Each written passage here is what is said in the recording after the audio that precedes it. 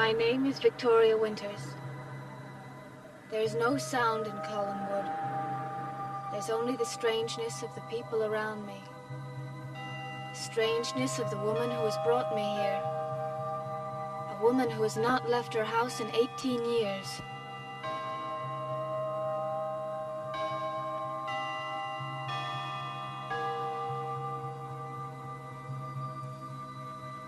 The strangeness of a small boy and the merciless devils that torment him.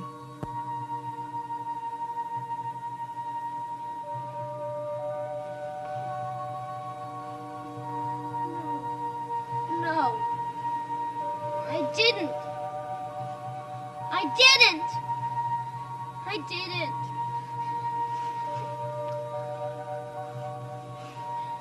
I didn't. No! No! No!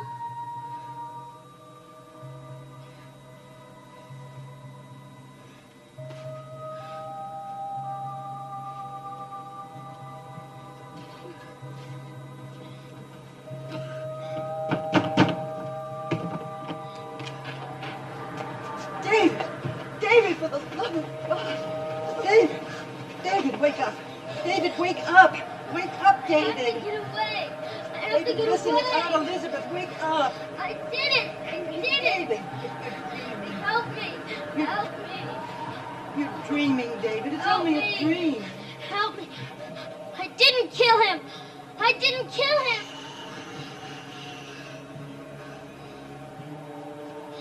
I didn't mean to kill him!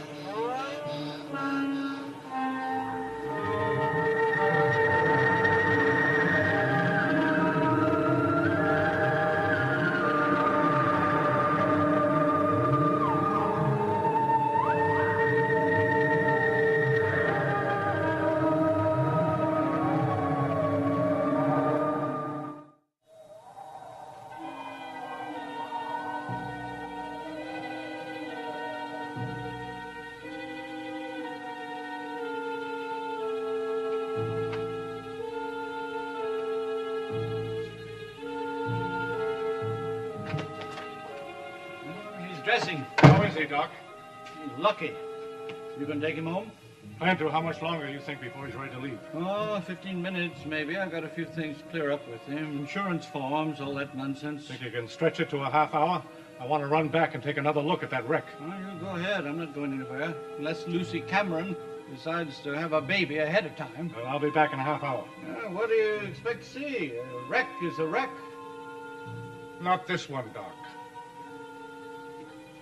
You're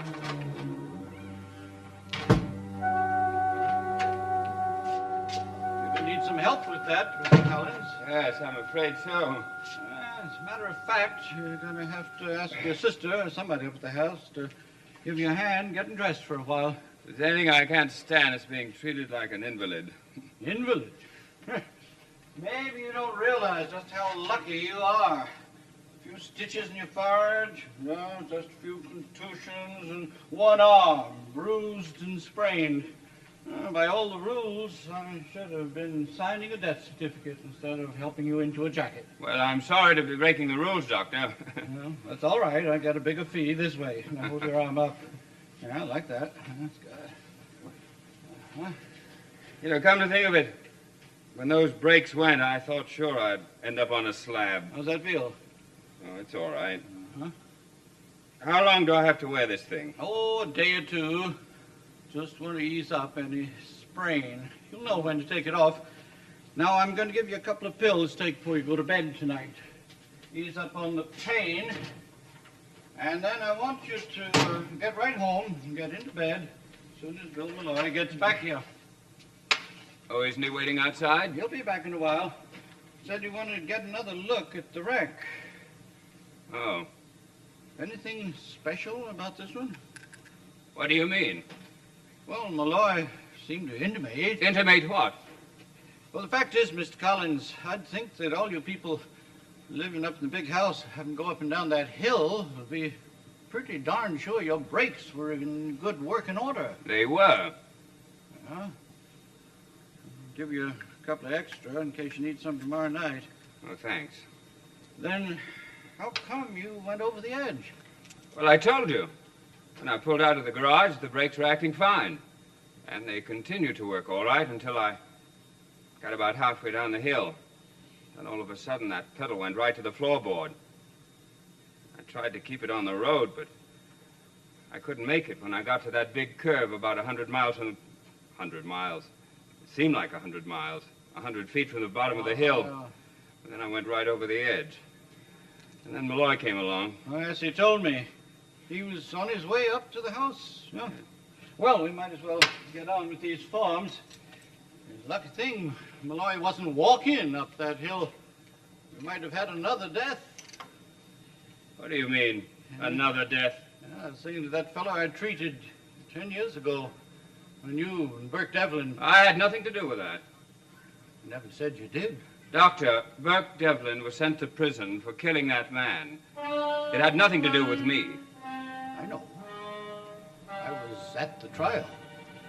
Well, shall we get on with it?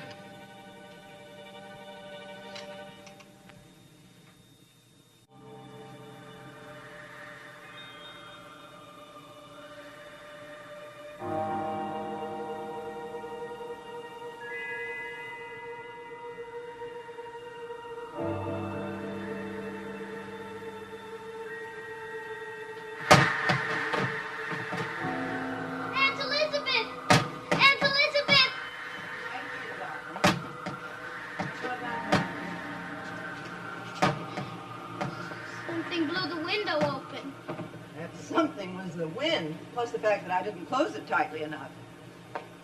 You're not afraid of a little wind, are you? Stay in here with me, please. You couldn't get me out of here if you tried to. Now see if you can go back to sleep.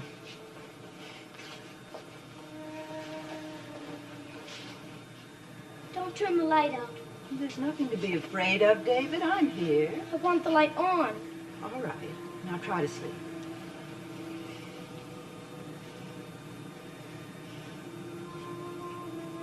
When will my father be back? Soon. He's gone to the doctor's. You won't tell him about my nightmare, will you? Not if you don't want me to. But there's nothing to be ashamed of, David. Even grown-ups have nightmares sometimes. Now close your eyes and see if you can go to sleep.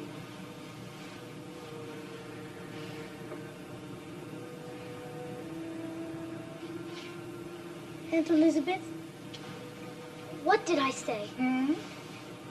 When I was dreaming, I said something, didn't I? Oh, it was just a lot of nonsense.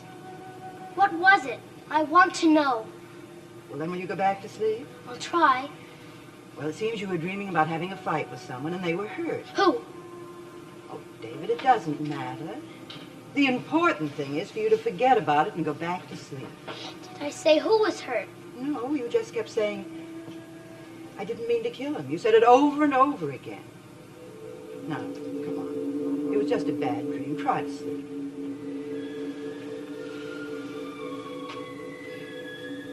Aunt Elizabeth? What is it, darling? You won't let anyone hurt me, will you? But of course not. Do you promise? Well, of course I do, David. It was only a dream. Believe me, only a dream. I don't think I can sleep. No, I suppose not. Well, why don't you put on your robe and we'll go downstairs and wait for your father and Mr. Malloy.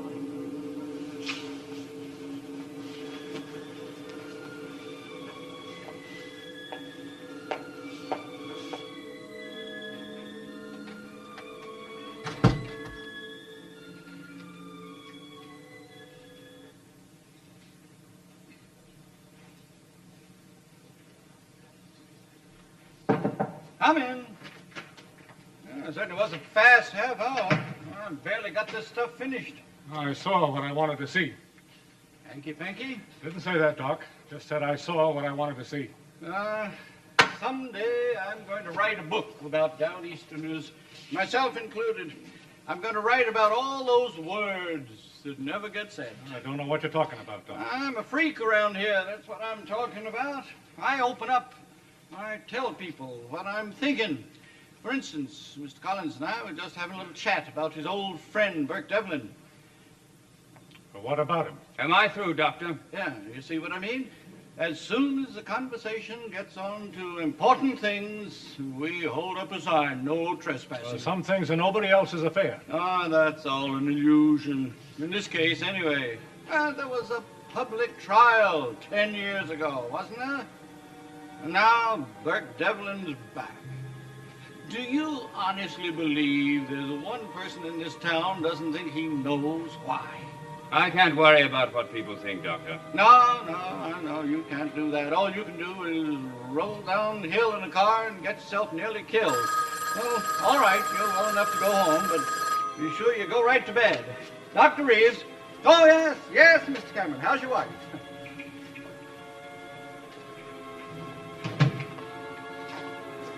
Well? I went to the car. Yes, I know that. Did you find out what caused the accident? Yeah. But it wasn't an accident, Roger. Are you sure? Positive. Absolutely no question about it.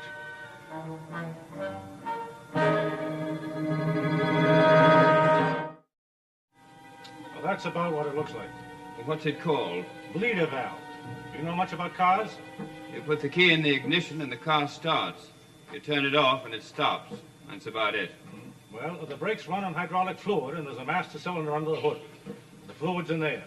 When you step on the brake pedal, what you're doing is forcing the fluid from the master cylinder to the separate cylinders on each brake, and that's what stops the car. Understand? Well, where does this thing come in? This bleeder valve was missing and left a little hole where it should have been. And every time you stepped on the brake pedal, you forced a stream of hydraulic fluid out of that hole. Do that a dozen times, there's no fluid left at all. And no brakes. Well, that's exactly what happened. The brakes were working fine until I got about halfway down the hill. That's the way it must have been planned. Now, Bill, I've got to be sure about this. Could this piece have come off by itself? I never heard of it happen. Is it hard to remove? All it takes is a couple of twists of a wrench or a pair of pliers. Then that's it. What? Devlin came to the house this afternoon and made arrangements for me to meet him in town tonight. What was to prevent him from going to the garage and tampering with my car to make sure I wouldn't make it down that hill? Well, it's possible, but you can't prove it, neither can I. Not yet. Now, slow down. Oh, wait, do you think I'm going to leave it go with that? I was almost killed. I don't give a damn about proof. I'm going to go to Burke and make him admit it himself. Well, what are you going to do, beat it out of him with one arm? You two still here? I thought I told you to go home and get some rest. I'm taking him home right now. Now, look, Bill. Look, there's nothing that can't wait until tomorrow. Except babies. I got one right now. Just can't wait to get into this world. You think it's worth it? I'll tell you tomorrow. Thanks for everything, Doctor. Yeah.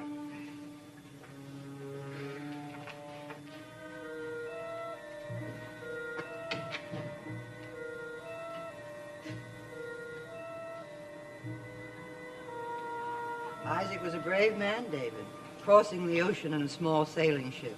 Do you know when that was? My father tells me 1690. That's right. He landed right near here in Frenchman's Bay.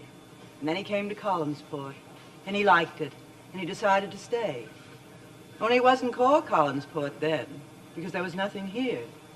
Just a harbor and trees and lots of fish. Isaac Collins.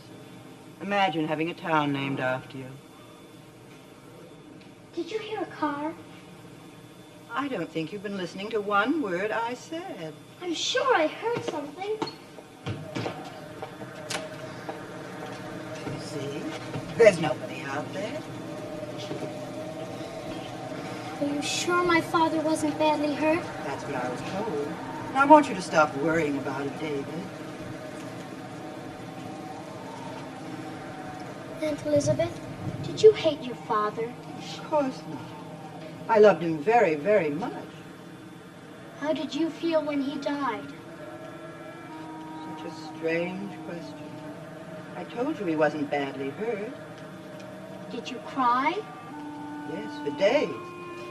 Did you have nightmares? I don't remember. It was over 20 years ago. I'll bet you didn't. I'll bet if you love your father, you never have nightmares. David, everything's going to work out for you. I know it will if you'll just be patient.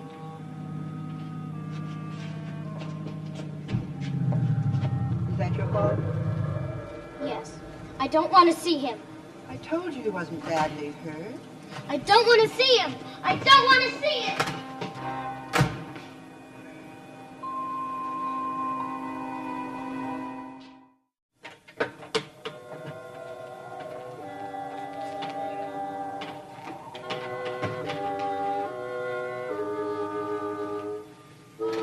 Now remember, don't say anything to my sister about that valve. You can't keep it a secret forever. Well, just tonight, I want to do this my own way. I have to... Hi, Liz. Well, the soldier's home from the wars. Roger, are you really all right? Nothing that a stiff drink won't cure. How about you, Bill? I wouldn't mind a short one. But your arm. You didn't tell me about his arm. Didn't start to act up until we were on the way to the doctor. No, it's just a sprain, Liz.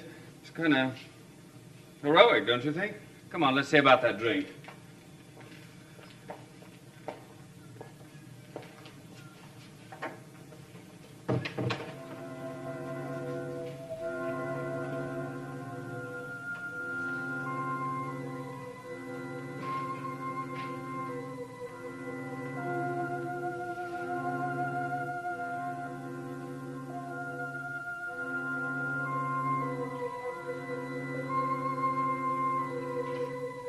Pretty good driver, Liz, but I couldn't make that last curve, not without brakes, though.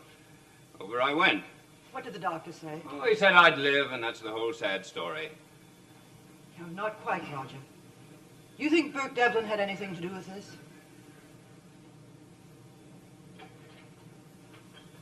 What makes you ask that? Miss Winters told me she saw Burke in the garage looking at your car earlier this evening. What did I tell you? You can't prove he tampered with it. Do you think I'm going to let it go at that? I was about ready to charge up to Burke and accuse him himself, but he talked me out of it. We have a constable in town to handle things like that. Don't you think you ought to call him? I will. Is Miss Winters here upstairs in her room? Roger, you're not going to do anything foolish, are No, you? I'm through being foolish, Liz. I'm going to be very sensible. And why don't you do the same? Why don't you go upstairs and try to get some sleep? We've all had a rough night. What will you do? Oh, I might have another drink, commune with my ancestors, meditate over my past mistakes, and try to think of a way to correct them. Correcting mistakes doesn't mean making others, Roger. You were almost killed tonight. Don't forget that. I have no intention of forgetting it. Not ever. Good night, dear sister. Pleasant dreams. Guess I'll run along myself. You sure you'll be all right? Perfectly sure. All right, then. Bill, may I talk to you for a few minutes before you leave? Sure.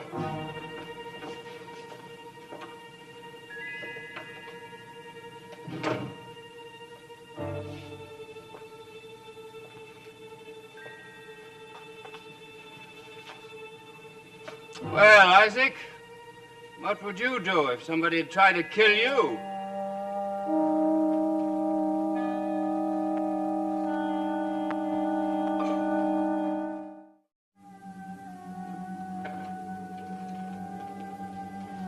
Well, I'm leaving, Roger. Just wanted to say goodnight. What did Liz want? Well, she asked me to check in town, see if I could find Carol. Did she ask anything about me? Well, she's a little afraid you might try something. But I told her not to worry, that you were just going to have a drink and go to bed. Not true. Now, Roger, Bill, there's a girl upstairs who saw Burke Devlin standing by my car. Don't you think I should at least go out and talk to her about it? Sure, talk to her, but wait until morning. Good night, Bill. Thanks for everything.